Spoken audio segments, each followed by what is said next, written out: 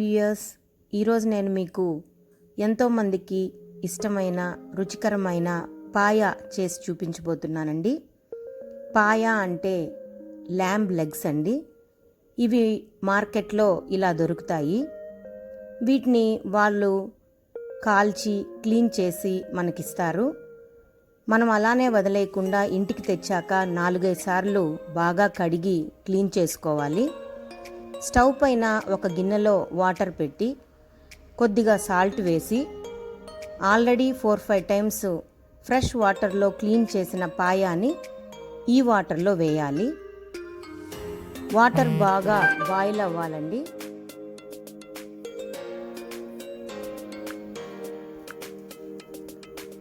బాగా వాటర్ వేడెక్కాక స్టవ్ని కట్టేయాలి. పాయాని అందులో కాసేపు నానబెట్టాలి. అలా నానబెట్టడం వల్ల దాంట్లో ఉండే డర్టీ పార్టికల్స్ అన్నీ బయట వచ్చేస్తాయి. ఇప్పుడు స్టవ్ పైన ఒక కుక్కర్ పెట్టుకొని అందులో ఆయిల్ యాడ్ చేసుకోండి. పాయ కొద్దిగా ఫ్యాటీగా ఉంటుంది కాబట్టి తక్కువ ఆయిలే యాడ్ చేసుకోండి.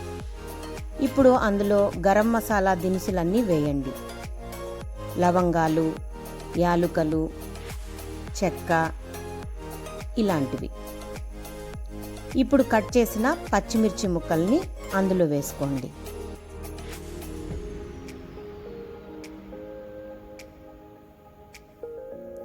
కరివేపాకు కూడా యాడ్ చేసుకోండి. కొద్దిగా కొత్తిమీర కూడా యాడ్ చేసుకోండి. ఫ్లేవర్ బాగా వస్తుంది.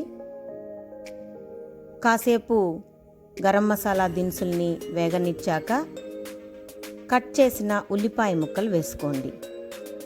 2 పెద్ద ఆనియన్స్ కట్ చేసుకుంటే సరిపోతుంది.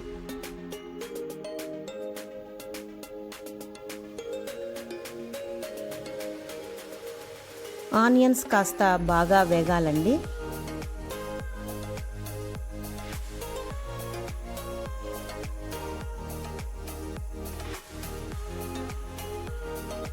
ఆనియన్స్ బాగా వేగాక 1 స్పూన్ పసుపు యాడ్ చేసుకోండి.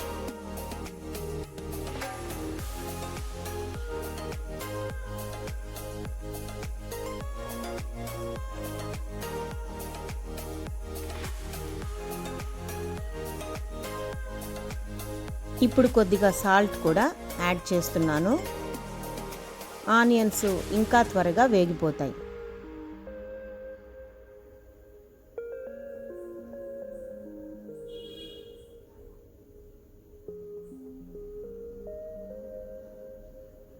బాగా ఆనియన్స్ వేగాయి.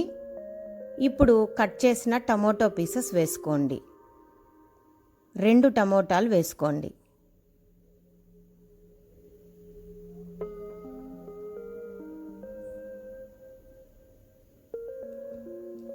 పచ్చి వాసన పోయే వరకు బాగా వేపుకోండి.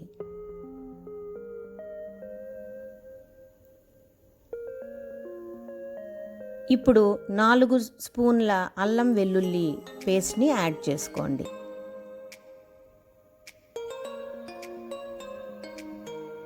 ఇదంతా బాగా కలుపుకోవాలి. అల్లం వెల్లుల్లి పేస్ట్ పచ్చివాసన కూడా కంప్లీట్గా పోవాలి. అప్పటిదాకా బాగా వేగనివ్వండి.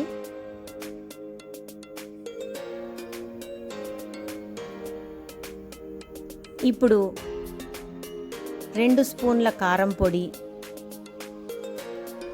2 స్పూన్ల ధనియాల పొడి యాడ్ చేసుకోండి.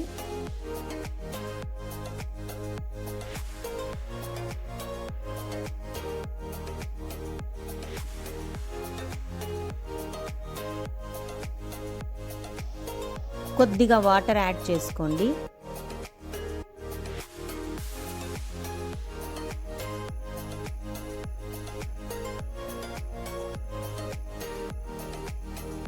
కొద్దిసేపు అలా ఉడకనిచ్చాక మనం ఆల్రెడీ వేడి నీళ్ళల్లో క్లీన్ చేసి పెట్టుకున్న ఈ పాయాను అందులో వేసుకోండి.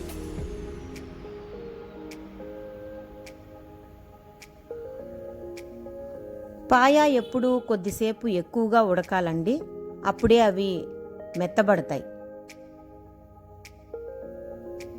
బాగా ఆ మిశ్రమాన్ని పాయాతో బాగా కలుపుకోండి.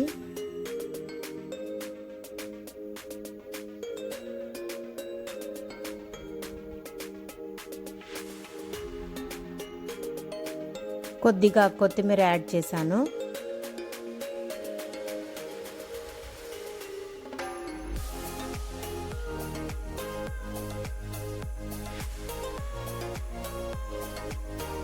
సాల్ట్ కూడా యాడ్ చేస్తున్నాను. ఈ పాయ బ్రేక్ఫాస్ట్లోకి బాగుంటుంది, అన్నము రాగి సంగటిలో కూడా బాగుంటుందండి. కొద్దిగా మిరియాల పొడి యాడ్ చేస్తున్నాను. తగినన్ని నీళ్లు పోసుకోండి. బాగా కలుపుకొని కుక్కర్ మూత పెట్టేయాలి.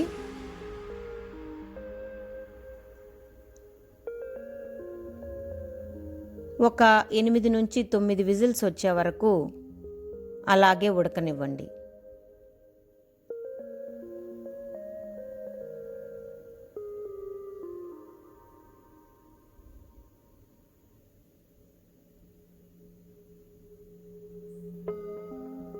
అదిగోండి, పాయ రెడీ అయిపోయింది. మీకు ఇంకా చిక్కగా కావాలంటే ఇంకాసేపు స్టవ్ పైన పెట్టి ఉడకనిచ్చుకోండి.